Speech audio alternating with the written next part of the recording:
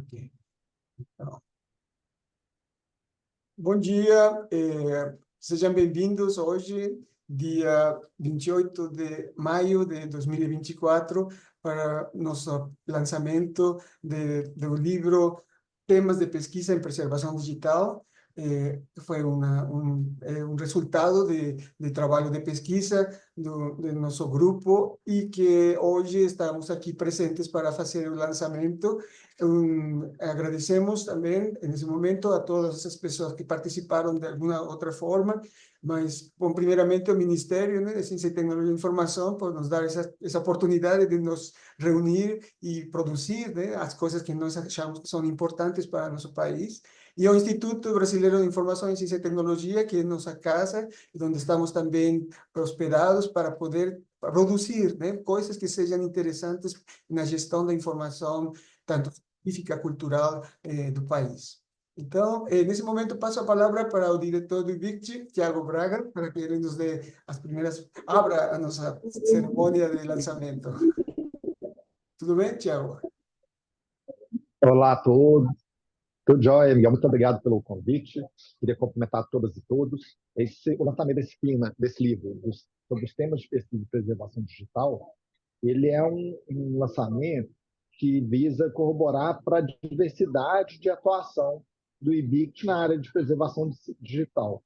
Então, nesse livro, a gente fala sobre preservação do patrimônio indígena, fala sobre preservação de acervos artísticos, de patrimônio digital, e essa construção que o IBICT tem feito ao longo dos últimos anos, de valorização da preservação digital, que é refletida agora no lançamento desse livro, mas também é refletida em diversas outras ações do Instituto, ele vem corroborar com a importância dessa temática de preservação da história da humanidade por meio de recursos digitais.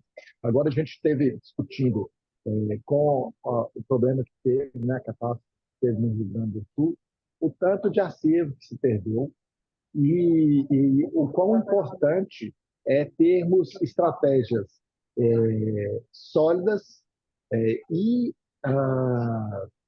capilares de preservação digital dos acervos. Essa obra, que conta com 9 capítulos, ela é uma obra que traz os resultados de uma pesquisa que é feita há muitos anos, há décadas no Instituto, né? É um tema que é discutido há décadas no Instituto, mas que conta com a participação de pessoas de diversas outras instituições no Brasil. E isso mostra que as ações institucionais capitaneadas aí na sua pessoa, Miguel, elas têm provocado um efeito de dinâmica social para que a sociedade como um todo possa entender o papel da preservação digital. Então, eu queria parabenizá-lo, dizer que o IBICT vai continuar apoiando a preservação digital, como tem feito ao longo dos últimos anos, e que a gente, de fato, acredita que os avanços institucionais que temos obtido, juntamente com outras instituições do Brasil, elas nos permitirão estar no lugar de vanguarda quando se discute as possibilidades e as ações relacionadas à preservação digital. Então, parabéns novamente pelo livro, parabéns a todas as autoras e autores, e espero que o público que vai ter acesso, né, os leitores desse livro, consigam, de fato, materializar esses relatos de pesquisa em ações práticas que corroborem com o avanço da preservação digital no Brasil. Muito obrigado.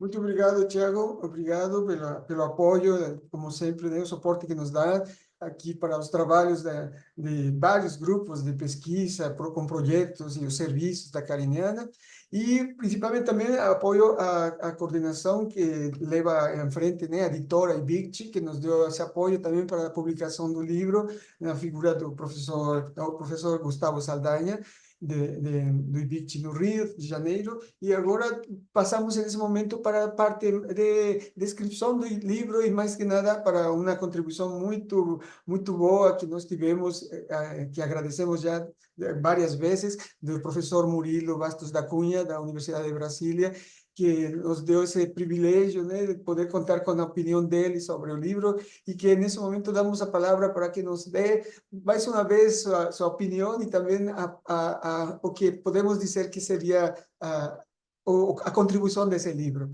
para a nossa área. Professor, tudo bem? Sim. O microfone está desligado ainda, professor.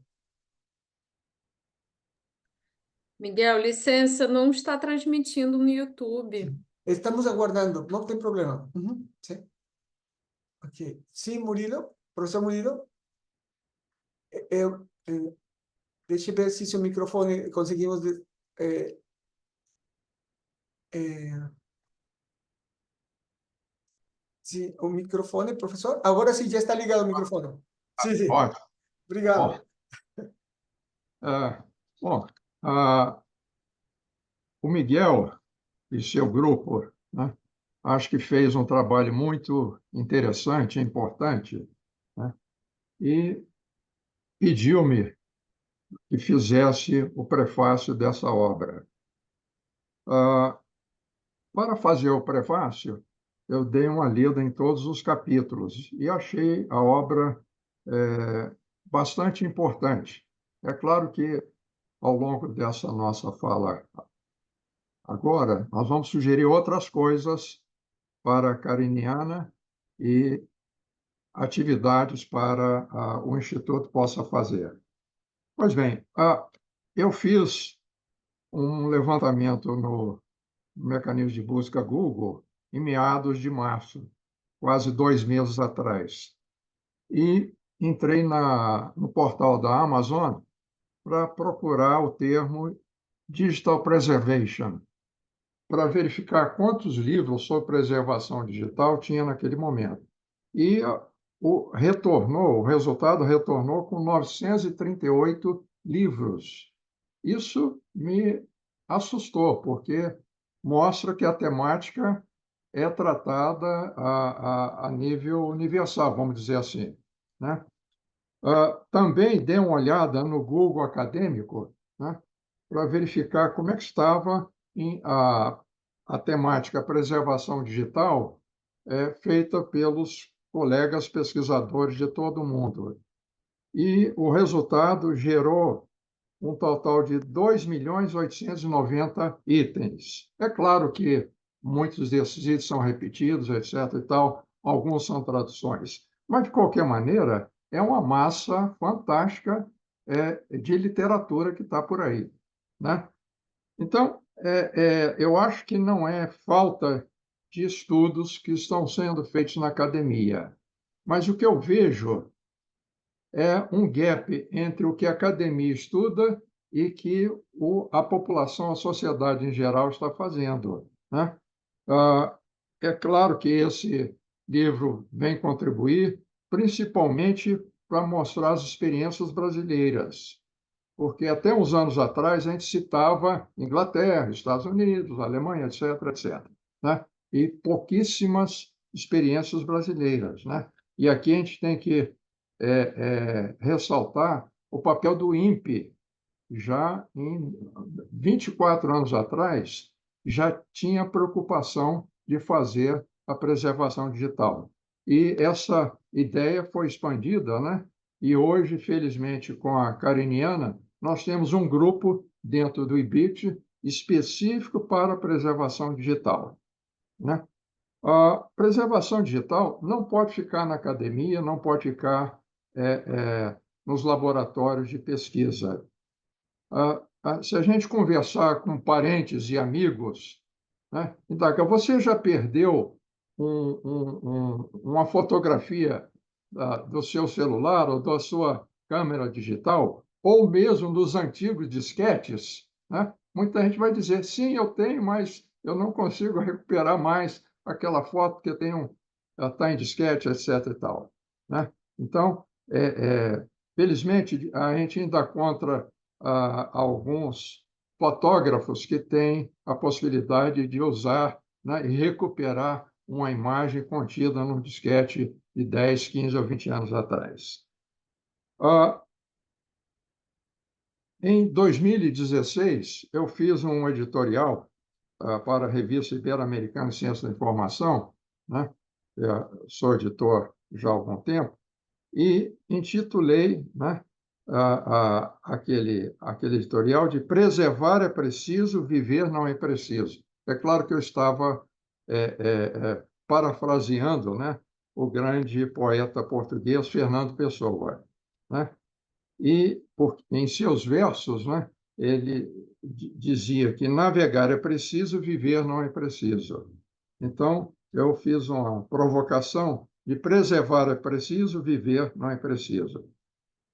Por que isso? Porque nós, profissionais da informação, temos, conforme o Dr. Tiago já mencionou, de preservar a informação para as futuras gerações.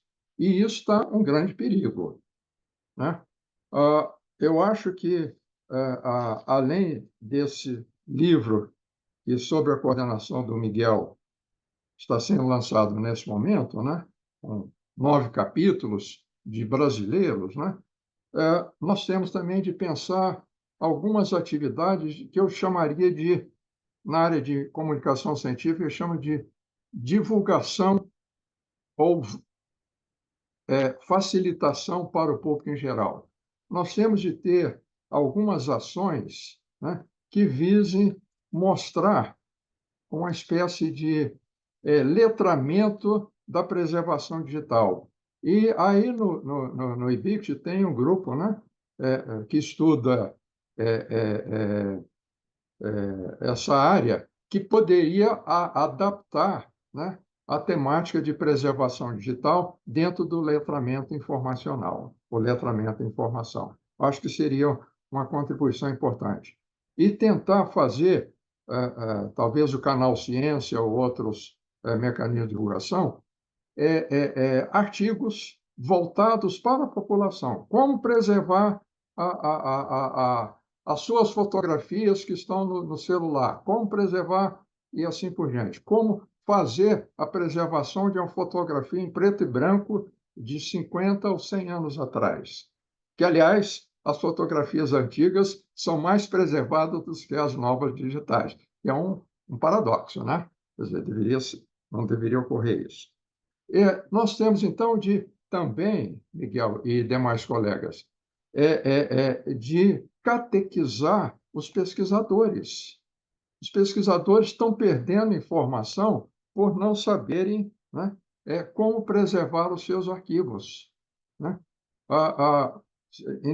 Pode ser indagada nos vários diversos departamentos, né? Aliás, mereceria uma pesquisa como as diversas áreas científicas estão em termos de preservação digital. Isso aí uma bela coleta de dados e insumos para uma política nacional, né?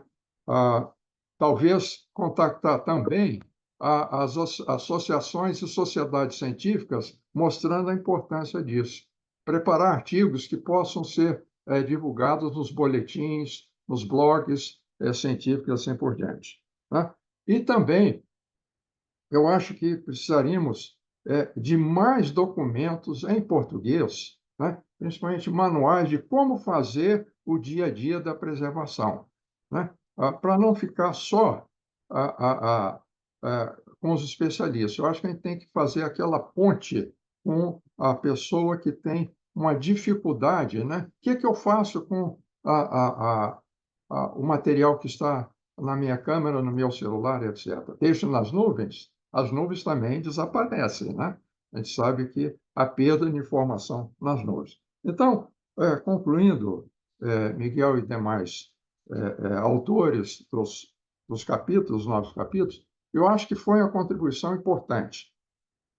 A temática, apesar de ter uma explosão documental no exterior, no Brasil ela ainda precisa ser enfatizada, né? É claro que o contexto está mudando. Nós já temos hoje uma revista específica sobre preservação digital, editada pela Unicamp, né? E isso vem mostrar que nós precisamos catequizar mais adeptos para a difusão da ideia da preservação. Então, de parabéns ao IBICT, né, e ao Miguel por ter coordenado esse belíssimo trabalho. Não. Muito obrigado, professor Murilo. Foi muito bom lhe ouvir e saber que depois de muitos anos, né, a gente continua aprendendo, né, professor? E nunca vamos parar. Obrigado novamente, professor, pela participação. E pedimos que fique com a gente, sim, para ouvir os autores agora. Vamos passar para o primeiro capítulo do nosso livro, para vocês ouvirem a descrição, em certa forma, do capítulo. Está conosco a nossa colega Maria de Fátima Duarte Tavares. Ela vai ser a pessoa que vai apresentar o primeiro capítulo do nosso livro. Ela é arquiteta e urbanista pela UNB, doutora em História e analista de Ciência e Tecnologia no IBIT. Fátima, tudo bem? Está por aí? Olá, estou aqui. Bom dia a todos. Deixa eu colocar aqui, destaque para ver você. Aham. Sim, estou perdido aqui. Aqui estamos. Aqui. Pois não, pode falar. Sim, Então, posso sim. falar? Então, assim, bom dia a todos que estão participando aqui, especialmente também ao professor Murilo, aos demais colegas, o nosso diretor Tiago Braga. Foi um prazer participar também dessa edição, dessa publicação. Eu vou falar especificamente, mais no sentido também de estímulo à leitura sobre essas questões, né? E a necessidade que temos de desenvolver políticas direcionadas para esse campo. Então, o nosso capítulo é Preservação da Memória e do Patrimônio Digital. Os autores são Miguel Ângelo Mardelo Arellano, Alírio Alcâncer Rungo, Magda Lúcia Almada Soares e eu, Maria de Fátima Tavares. Então, nós nos propusemos, né, nesse capítulo, a apresentar uma parte conceitual sobre essa questão da memória relacionada à problemática digital. Então, há diferenciações quanto ao que se entendia no passado sobre processos de guarda, preservação, de documentação histórica, documentos em geral, né? Mas as especificidades que a problemática da preservação digital nos traz nos dizem muito mais respeito a essa questão que o professor Murilo acabou de colocar, que é o problema da obsolescência tecnológica também, né? Então, acho que temos que lidar com esse problema do ponto de vista também das ações e da construção de políticas.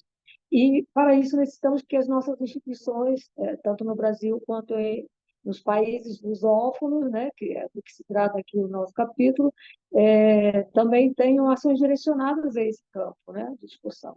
Então, o capítulo tratou da parte conceitual da relação entre memória e patrimônio digital, e existem, aí como o professor Murilo também já colocou, inúmeras oportunidades e diferentes vertentes de discussão nesse campo, mas o nosso ponto de vista ficou mais focado em observar a complexidade inerente às ações que precisam ser instituídas, né?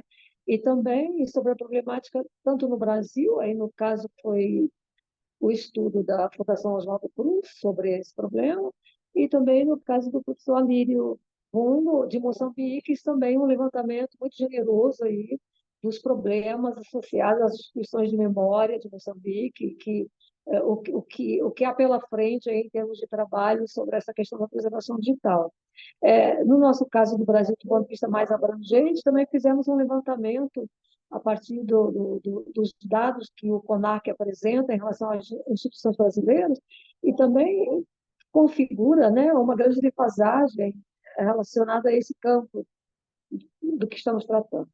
Então, reforçando o que o professor Murilo já falou, precisamos mais ação, né, no sentido de construção de políticas, também maior integração entre o Brasil e os países lusófonos nesse campo, já que temos uma língua em comum e precisamos atuar, talvez, nesse sentido também de gerar uma maior interlocução, né, nessa área. Acho que parece que é por aí. Eu acho que convido a todos a ler o capítulo, né, e depois promovemos novos debates. Fico por aqui. Muito obrigada. Muito bom, muito obrigado, Fátima, e esperamos que todas as pessoas gostem desse capítulo. O segundo capítulo do livro tem como tema a preservação digital em museus e acervos artísticos. Foi elaborado pelo professor Pablo Govira, as mestrandas, doutorandas, alunas dele, né? Emanuele de Oliveira Silva, Priscila Rezende de Portugal. Ele, desafortunadamente, está em outro evento em Minas Gerais nesse momento, e quem vai nos apresentar o capítulo é nossa colega Alice. Alice, tudo bem? Está por aí? Poderíamos Bom contar um dia, pouco sobre... pessoal. Alice teve um papel muito importante na edição desse livro, porque ela fez toda a revisão de formato e contato com os autores, então ela conhece muito bem esse capítulo, né? Conheço, eu tive a oportunidade de ler os capítulos em primeira mão, parabenizo os autores. Os Sim. capítulos estão muito bons. O capítulo 2, que é do professor Pablo, a Emanuele e a Priscila, como o Miguel falou. Eu vou ler essa breve apresentação do prefácio que o professor Murilo escreveu. No capítulo 2, os autores apresentam o projeto Laboratório de Poéticas Fronteiriças, sediado na Escola Guinard da Universidade do Estado de Minas Gerais, o qual tem trabalhado na preservação digital de obras de arte digitais em relação a acervos e museus. Além disso, são comentados temas como arte digital, campo artístico, preservação integral e ou pleno, dificuldades e características da preservação de objetos digitais, e os autores concluem que preservar obras de arte e outros objetos históricos, culturais, do patrimônio, etc., enquanto objetos complexos, é uma ideia que precisa ser apropriada por instituições para que sejam preparadas equipes para essa ação, respaldando-as com as características aqui delineadas, para abordar as dimensões técnicas e poéticas de forma a melhor possibilitar a preservação e o acesso futuro. Muito obrigado, Alice. Tudo bom? Ótimo.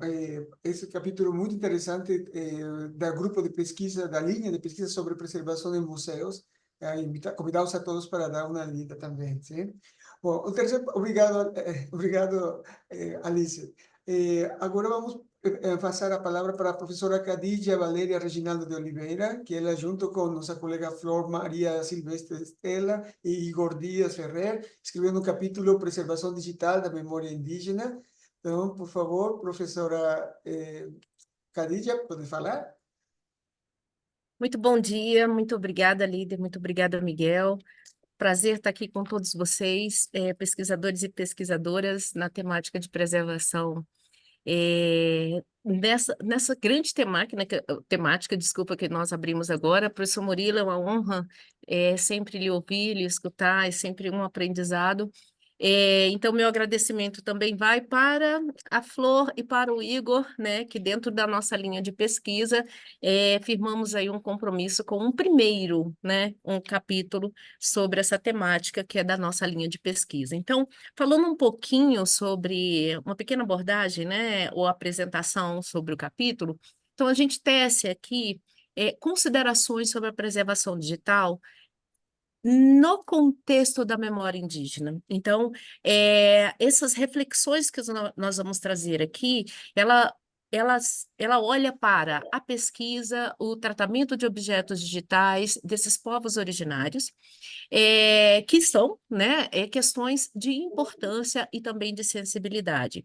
Então, essas questões, elas requerem abordagens éticas, respeitosas e culturalmente apropriadas. Então, nesse contexto, a preservação da memória indígena da rede caririana, ela tem como objetivo a identificação dos procedimentos de aquisição, processamento, armazenamento, disponibilização e preservação digital de artefatos digitais relacionados às comunidades, à cultura indígena, incluindo seus ambientes de armazenamento.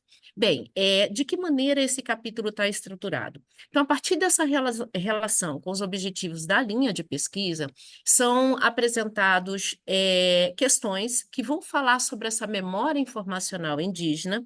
Logo em seguida, a gente vai falar de um marco regulador, as normativas, os acordos nacionais, os internacionais, que versam o tratamento e a preservação digital dessa memória.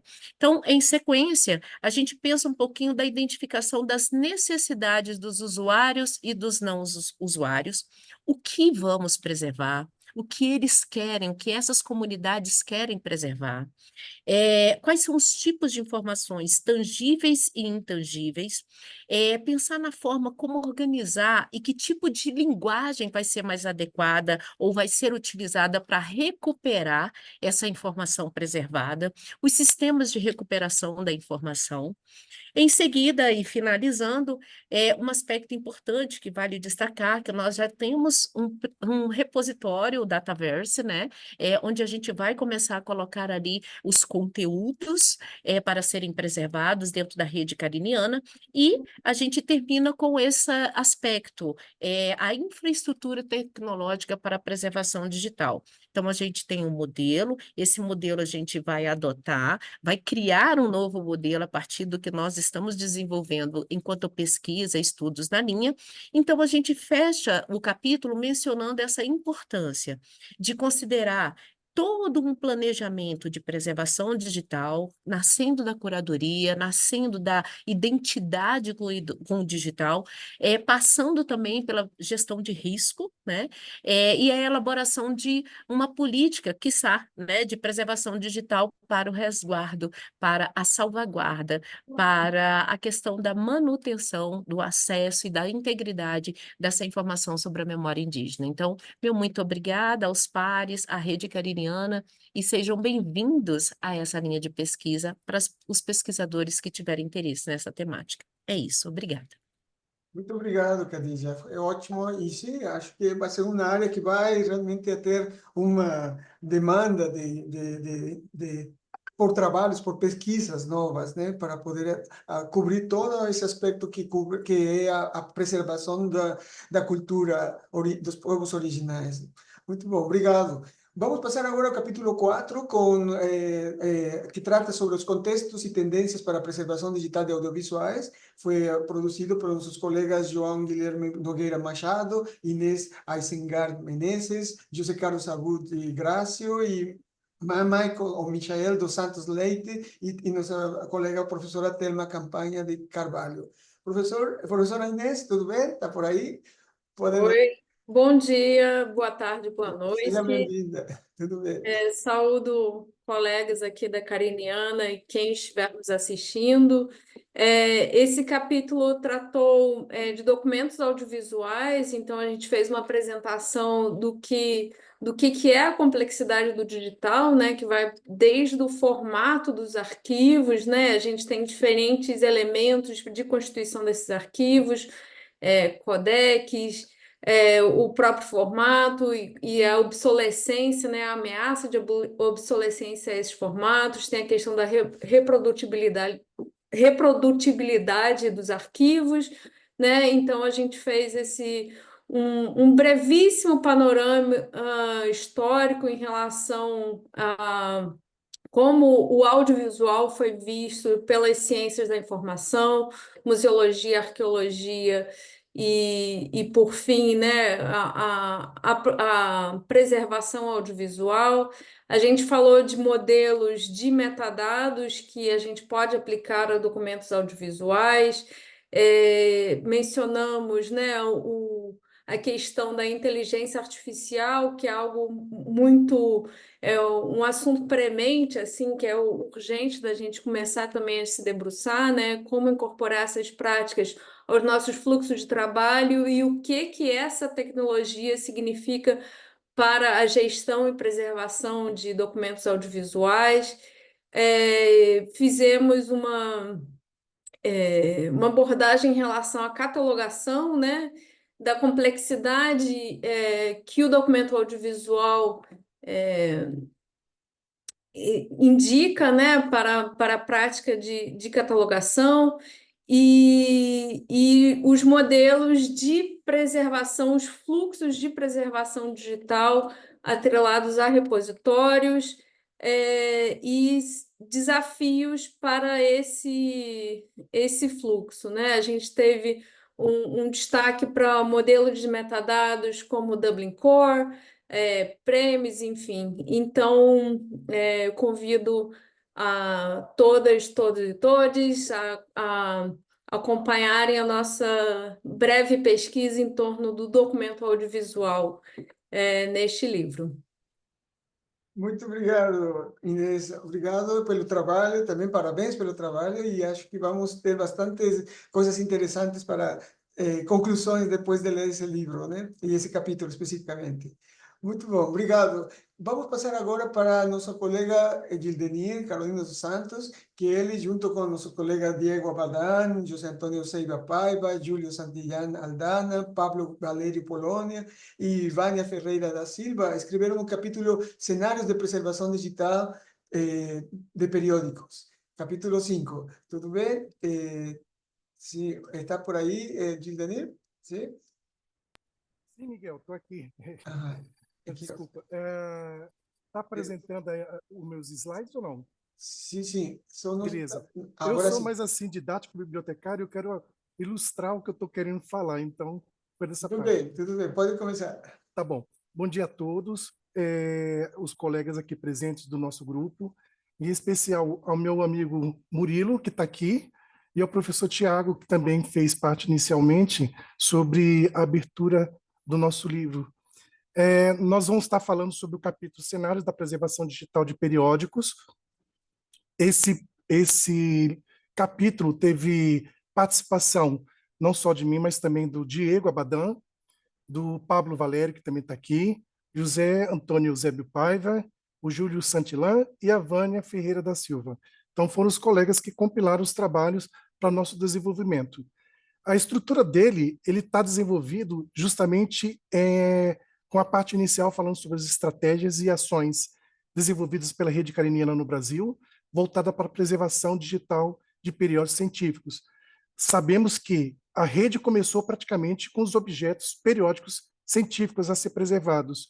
Então, por essa demanda, e como ele é um dos objetos mais antigos de ser falado dentro da rede, e agora surgindo os outros para fazer parte, é por essa razão que nós estamos aqui para falar também que, na segunda parte do nosso trabalho, a gente fala do panorama das práticas de preservação de periódicos, colocando esses periódicos num tipo de um sistema de busca, de uma base local, de um diretório Preserve BR, para ser localizados os periódicos preservados na rede. Discutimos os avanços e inovações em preservação digital de periódicos com o Open Journal System, com um plugin específico criado pelo Diego e pelo Pablo. Apresenta um panorama dos periódicos preservados, no geral, e, finalmente, a gente aborda as metodologias e estratégias de preservação de periódicos científicos no Brasil. Então, essa foi a compilação que nós fizemos no nosso capítulo.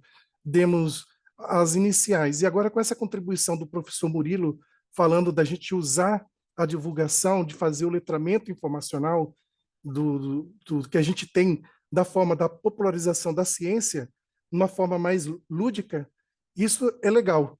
Então, é o que a gente vai estar correndo nas próximas etapas para tentar implementar. Boa dica, professor Murilo. Muito obrigado pela grande ideia para a contribuição do nosso grupo. Então, aqui é o que eu falo sobre a preservação de periódicos científicos. Muito obrigado. Obrigado a você, Gil, e obrigado aos colegas também por esse capítulo que é muito importante. Você sabe, né, a preservação de periódicos foi um dos primeiros passos que fizemos no Brasil para a preservação de materiais digitais. E, bom, agora vamos passar para o sexto capítulo, sim? E nesse sexto capítulo vamos a chamar a nossos colegas que estão aqui, nossa colega Claudete Fernandes de Queiroz, da Fiocruz, Ana Paula Araújo Cabral da Silva, que agora aqui também está trabalhando aqui em Brasília, né? Rodrigo da Cunha Mejas, que eu sei que é da Fiocruz também, e o Rony Anderson Nascimento de Farias. Sim? Bom, o capítulo é sobre preservação digital de repositórios institucionais, e deixamos agora a Claudete, por favor, se puderes falar, por favor. Bom dia a todos. Em primeiro lugar, Miguel, muito obrigado pelo convite, em nome dos meus colegas, né? Eu acho que é muito importante todo mundo estar participando de um livro tão importante como esse. Também parabenizar o professor Murilo da Cunha, que é fantástico, foi muito bom o que ele falou. Parabenizar os meus colegas que também trabalharam nesse livro.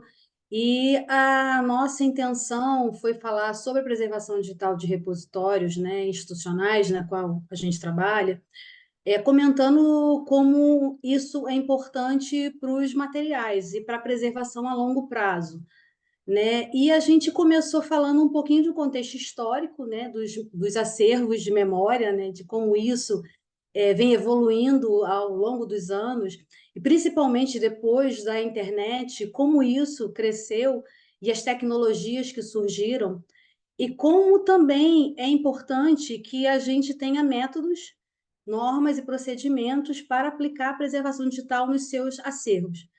É bom enfatizar que, no nosso caso, desse capítulo, a gente está citando duas experiências, que é da Universidade Federal do Rio Grande do Sul e da Fundação Oswaldo Cruz, porque são instituições que já têm plano de preservação digital dos seus repositórios e também são instituições que têm políticas institucionais para a preservação de acervos, né? Então, isso é fundamental porque isso colabora e corrobora com a importância da questão da preservação, principalmente no que tange a memória institucional. É como o professor Murilo falou, a questão da fotografia. É a mesma coisa. Então, eu quero ler um documento daqui a 10 anos, né? Então, a gente fala muito também sobre essa questão da criação de arquivos, né, e biblioteca como espaços de guarda e preservação da informação, e um pouquinho sobre conceitos, dinâmicas e como o profissional de informação pode colaborar com esse trabalho, né? Então, assim, é um pouquinho do que a gente falou, espero que todos gostem do capítulo e principalmente que o livro está fantástico, já dei uma lida também, e agradecer mais uma vez pela parceria e pelo convite e parabenizar a todos pelo trabalho desenvolvido. Muito obrigada. Obrigado, Claudete. É ótimo contar com vocês nesse capítulo e nesse livro, em realidade, porque temos bastantes coisas para fazer realmente e só coletivamente a gente consegue fazer alguma coisa, né? Obrigado mesmo. E agora para o seguinte capítulo, que é o capítulo 7, né, do nosso livro, temos a nosso colega Alex Pereira do Arquivo Nacional, que ele escreveu o capítulo sobre certificações de repositórios digitais de preservação. Professor, tudo bem? Alex, está por aí? Sim, Sim? estou aqui, Miguel. Aham, ok. Deixa eu encontrar você. Agora sim, já encontrei. Pode Fechou? sim, pode. Ah, sim. Bom dia a todos. Bom dia, professor Murilo. É um prazer estar aqui na companhia de todos vocês. Para tratar de um tema que é tão importante. Agradecer também pela oportunidade de participar desse livro, dessa obra. Bom, a ideia com o capítulo que eu escrevi era justamente demonstrar qual era a importância ou qual é a importância do processo de certificações de repositórios no cenário da preservação digital. Tendo em vista que a questão da certificação, ela aparece na literatura e nos primeiros relatórios que tratam da preservação digital, principalmente na questão do repositório, desde o início, né? Os primeiros relatórios que falavam dos repositórios digitais já falavam da necessidade de processos formais de certificação. Muito embora esses processos só tenham iniciado ali no início dos anos 2000, devido principalmente a um crescimento exponencial de instituições que se diziam aderentes ao modelo AIS, e o que causava muita preocupação dos pesquisadores, porque em alguma medida meio que banalizou o conceito, banalizou o modelo, então viu-se aí a necessidade de desenvolver, de fato, aquilo que estava previsto no relatório anterior, que é desenvolver uma sistemática de avaliação, de certificação, para, de fato, conseguir verificar se as instituições que se diziam aderentes ao modelo eram, de fato, aderentes aos modelos, né? E, a partir daí, eu traço um panorama histórico desde esse primeiro relatório, passando aí pelas principais normas de certificação derivadas desse relatório e que tratam de requisitos específicos, principalmente do modelo AIS, para tentar explicar um pouco desse panorama e da importância fundamental desse aspecto. Então, eu começo ali desde os primeiros relatórios, passo pela TRAC, passo pelas principais certificações no cenário internacional, a CoreTrust, o European Framework, que, muito embora não sejam um padrão de certificação específico, mas que certificava a partir de outros padrões, a norma ISO, e até a resolução do CONAR, que é a resolução 51, que trata das diretrizes para os repositórios arquivísticos digitais confiáveis. E vale ressaltar que a própria Resolução 51 ela surge num cenário muito similar àquele dos anos 2000, onde as principais normas, a norma TRAC, surgem, que era aí uma proliferação de instituições que se diziam aderentes ao modelo, no caso atual da RDC-ARC, e daí a gente observou a necessidade de definir melhor e incluir na própria resolução toda a lista de requisitos fundamentais para a aderência desse modelo, né?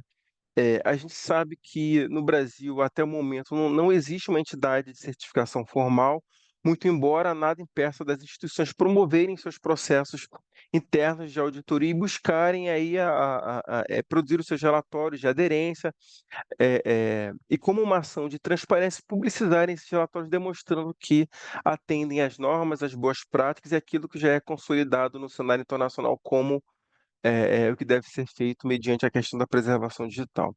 Portanto, o meu capítulo ele faz esse panorama, ele explica um pouco de como todo esse processo se deu, explica um pouco dos principais modelos de certificação e tenta demonstrar aí a importância da certificação de repositórios num contexto de preservação digital confiável.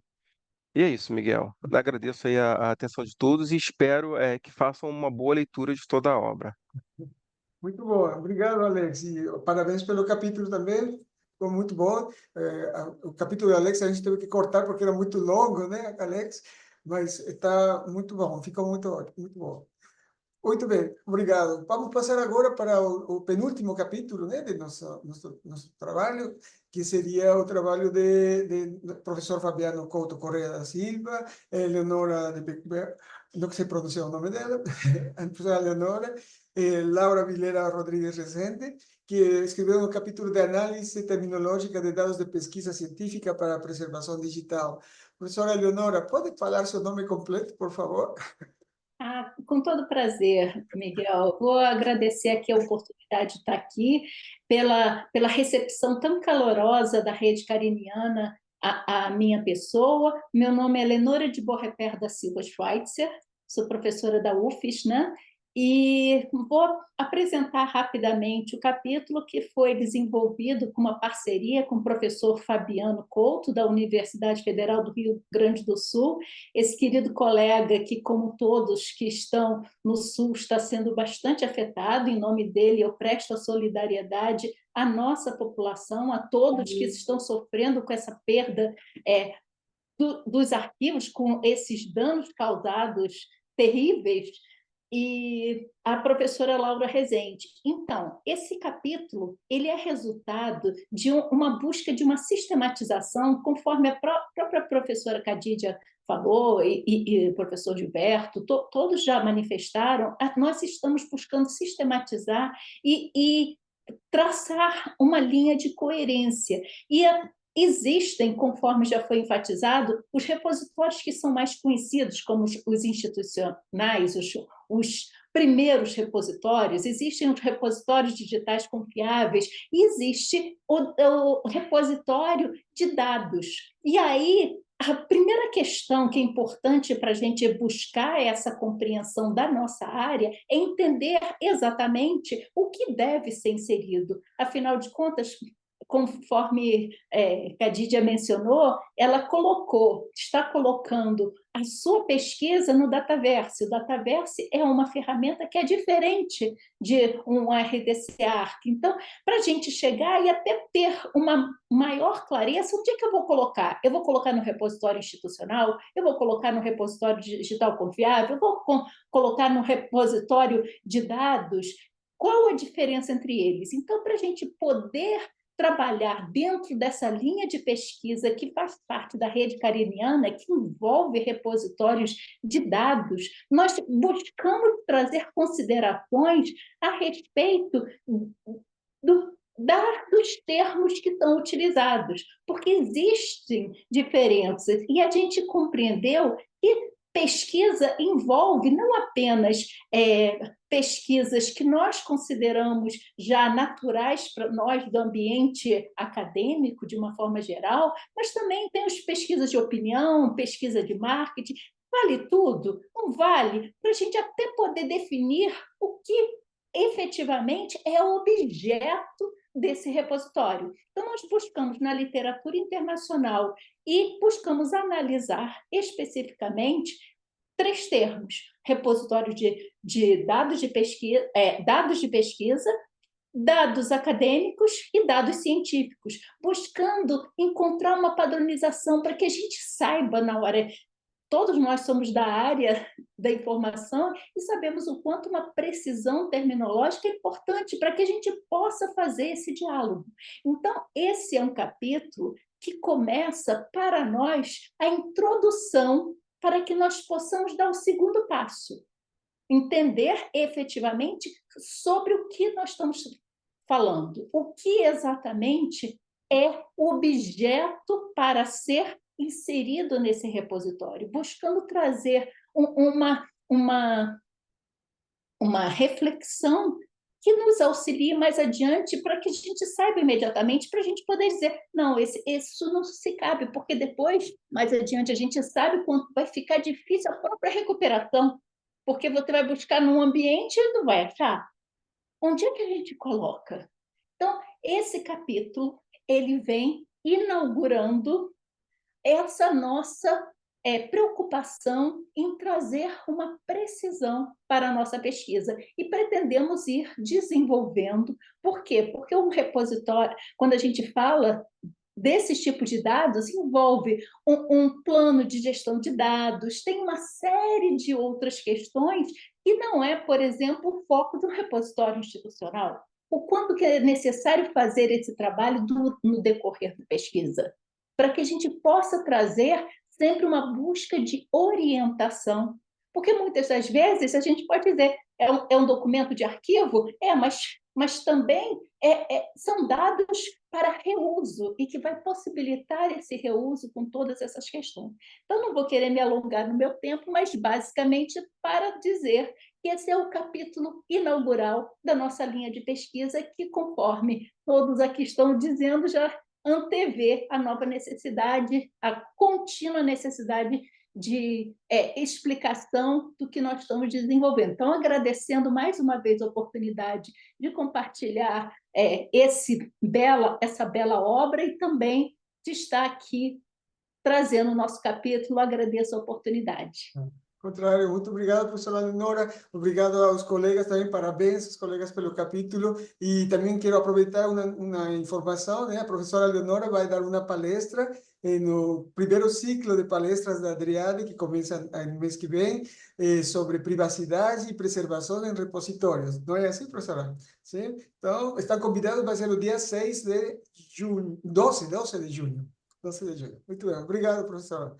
Bom, para terminar, temos o capítulo de número 9, que seria o capítulo sobre preservação digital de dados pessoais, que, na realidade, também é muito bom que a gente conseguiu incluir esse capítulo com esses pesquisadores do grupo de pesquisa sobre preservação de dados pessoais, agora que temos toda essa urgência, né, de preservação após desastres como que nós vimos no sul do Brasil. E para isso chamamos a nosso colega Douglas para que ele nos dê uma descrição desse capítulo. Por favor, Douglas, pode falar? Sim? Bom dia a todos. Esse capítulo ele foi um pouco incisivo inicialmente, né? E agora ele ganhou uma visibilidade muito maior com tudo que tem acontecido no Rio Grande do Sul, né? E as pessoas acabaram perdendo vários dos seus arquivos pessoais, que estavam não só no formato digital, principalmente aqueles que estavam em formato impresso, aquelas fotografias e outras mídias antigas que ainda eram utilizadas. Porque os arquivos pessoais de sempre despertar curiosidade humana, né? Desde a antiguidade, né? Então, atualmente tem ficado ainda mais atraindo mais atenção, não só da área de preservação, mas nós temos aí historiadores, antropólogos, arquivistas, psicólogos, jornalistas e vários outros profissionais que têm que manter a sua história, guardar a sua história através dos seus arquivos pessoais digitais. Então, esse capítulo ele veio para fazer uma leve uma pequena apresentação desse território vasto que é todos os dados pessoais, aqueles dados que nós produzimos no dia a dia das nossas vidas, né? Então, a valorização dos arquivos, como eu citei, aumentou significativamente. São objetos hoje de pesquisa, sua importância na construção de várias narrativas, resultados em exposições, instrumentos de pesquisa dedicados a vários fins. E com a tecnologia, isso ficou ainda mais visível, né? Essa necessidade ficou mais visível. E também nós temos a legislação, que nós tratamos no capítulo, né? Fazemos uma introdução da Lei Geral de Processamento de Dados, quer dizer, Proteção de Dados, desculpa, e norteia um pouco desse trabalho. Então, essas informações estão nesse nosso capítulo, como eu falei, uma pequena introdução. Nós buscamos como está sendo tratado esse tema lá fora, né, em outros países, qual é o papel fundamental dessas pesquisas realizadas lá e o quanto ainda é incide no nosso país os estudos sobre preservação de dados pessoais. Então, várias interconexões dos arquivos pessoais com as disciplinas, né? Então, nós fizemos uma avaliação sobre isso e nós estamos apresentando, então, todas essas informações nesse capítulo. Gostaria de parabenizar todos os membros dessa grande equipe que o Miguel agariou aí para escrever esse livro e que venham outros que complementem essas histórias. E eu deixo aí a todos o convite para que leiam o livro. Obrigado. Ao contrário, obrigado também você. Esqueci de mencionar os demais colegas desse capítulo, né? A Andrea dos Santos, a Cecília Conceição de Maria e a professora Maria de Nazaré Freitas Pereira também colaboraram com esse capítulo. E, bom, já para terminar nosso lançamento do livro, queria convidar a duas pessoas que foram muito importantes para esse trabalho, que são a Flor, nossa colega Flor, todos chamam Flor, né? E a nossa colega Alice Santos, para que elas também falem um pouco sobre como foi a experiência delas produzindo um texto científico e que tem uma amplitude de temas tão grande como é. Sim? Então, começamos por você, Alice. Eu posso começar. Uhum. Eu queria agradecer pelo convite, por poder participar dessa produção do livro. Agradecer a colaboração dos autores também no processo de revisão, que a gente teve essa troca mais pessoal, de comunicar mesmo como é que estava sendo a revisão, o que precisava alterar. Os autores sempre se mostraram muito abertos às sugestões, e isso é muito gratificante também para o nosso trabalho. Sobre a revisão do livro, no final, acho que o trabalho ficou excelente, a questão normativa, a questão de referências, foi tudo verificado. E agradecer muito ao pessoal da editora Edict também, a Fernanda e o Gustavo, que colaboraram com essa versão final. O livro está disponível no site da editora Edict e é isso. Eu espero que venham mais livros, que a gente possa trabalhar em conjunto novamente. Quem sabe eu possa participar escrevendo algum próximo livro também, seria uma honra. Obrigada. Obrigado a você. Flor. Bom, bom dia para todos. Bom dia, professor Murilo, que eu tive a honra de ser orientada por ele no doutorado. E, bom, eu gostaria, em primeiro lugar, agradecer ao IBIC, né, na coordenação de Thiago Braga, a Rede Cariniana de Preservação Digital, a editora IBIC, pela oportunidade de participar dessa maravilhosa equipe coordenada por Miguel, aos autores, pesquisadores da Adriage. A Adriage é um dos mais grandes grupos de pesquisa de preservação digital a nível do Brasil, com mais de 100 pesquisadores trabalhando ativamente. Muitos de vocês devem lembrar que a proposta do livro nasceu no ano passado no Simpreg, em Rio de Janeiro, visto que a Adriage tinha muitas linhas de pesquisa, né? Tem 5 linhas de pesquisa, 5 grupos de estudo que trabalham desenvolvendo projetos, palestras nas diferentes áreas do conhecimento e vimos a necessidade, né, de compartilhar tudo que a gente está produzindo.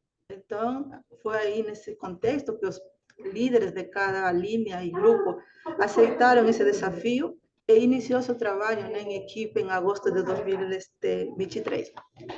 Então, cada capítulo reflete o que fazer das linhas de pesquisa de uma forma prática e didática, sendo assim, pode ser aplicada em qualquer contexto das áreas, em nossas bibliotecas, centros de informação, porque temos desde experiências, conceitos, políticas e boas práticas.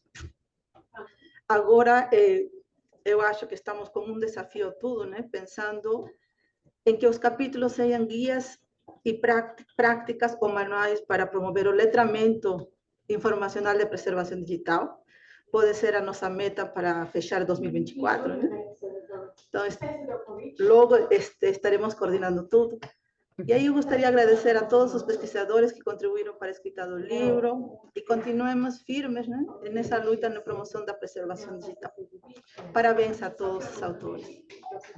Obrigado a você, Flor. Vocês que não conhecem a Flor, vocês devem conhecer ela. Ela é uma pessoa muito dedicada e acho que muito do que vocês viram foi esforço da equipe, né, daqui do IBICT, mas também da resposta que tivemos de vocês. Bom, para terminar nosso lançamento, cabe apenas agradecer, dizer que essa foi uma experiência nova, né, para nós também, e esperamos repetir ela com a orientação do professor Murilo, claro, novamente, porque não, para essa produção de manuais, de materiais didáticos, que realmente estamos precisando lançar aqui no Brasil. Então, obrigado a todos novamente. Vamos tirar uma fotografia de todo mundo. Professor Murilo, por favor. Sim? Estou vendo aqui que ainda faltam 4 minutos. Se sim. você me der 2 minutos, eu gostaria de Por dar favor. algumas sugestões. Sim, Primeiro, a parte de normas. Eu acho que o grupo, a Cariniana, precisaria dar uma pesquisada nas normas da ISO e principalmente as normas da ANSI, e tentar traduzir e adaptar aquilo que for importante para a preservação digital e estimular junto à BNT que saiam normas brasileiras ligadas à preservação digital. A parte também, eu acho que deve haver continuidade de livros, principalmente de manuais. Por exemplo, um manual sobre escaneamento e digitalização. Eu acho que nós estamos precisando de ter, em português, tem vários manuais no exterior, né, que são bons, como fazer, porque às vezes o técnico no interior fica com extrema dificuldade de utilizar esse procedimento. Já comentei sobre as cartilhas, e acho que isso aí seria importantíssimo, né, na divulgação junto à sociedade em geral, né, cartilha específica sobre fotos, arquivos, arquivo pessoal, né, que depois vai se transformar no arquivo digital. O quarto tópico seria treinamento. Anos atrás, o IBICT promoveu, quando estava sendo introduzido o software de repositório institucional, cursos que iam professores em diversas regiões brasileiras e dava curso no local. É claro que algumas temáticas podem ser feitas à distância, e aí teria todo o trabalho de preparação desses pacotes do ensino à distância. Nós também estamos precisando urgentemente de um catálogo coletivo, por exemplo, de obras digitalizadas, para evitar a duplicação, né, e evitar desperdício de escassos recursos, escaneando obras que já foram digitalizadas em outros locais. Os portugueses têm um catálogo coletivo excelente de livros digitalizados em Portugal. E, por último, nós estamos precisando também de ter uma espécie de laboratórios de avaliação de hardware e de software. Eu acho que isso é uma ideia antiga que existia no IBICT, né? No sentido de avaliar equipamentos, avaliar programas que possam ser utilizados. E é claro que isso até ajudaria o surgimento de empresas brasileiras voltadas para a preservação digital. Eu teria outras coisas, mas não para não alongar mais, eu agradeço o tempo que o Não, por vocês favor. Muito obrigado, professor. Não, eu sei que o senhor deve ter milhões de ideias e eu acredito que isso é só um pedacinho, né? Mas muito obrigado novamente por ter aceito participar desse trabalho. E, colegas, vocês veem, temos mais trabalho pela frente. Esperemos que o professor nos siga dizendo que as orientações que ele nos dá. Por favor, mostrem suas câmeras para poder tirar a última foto. Essa vai ser preservada, essa foto, viram? Então, por favor, vamos a imprimir. Vamos fazer aqui. 1, 2 e 3. Ok. Bom, Rondinelli saiu mexido, mas não tem problema, né? Tudo bem? Obrigado a todos. E o vídeo vai estar disponível daqui a pouco no YouTube. Tivemos um problema de transmissão. Um abraço a todos. Obrigado. Obrigado, professor. E até a próxima. Obrigado. Tchau, tchau.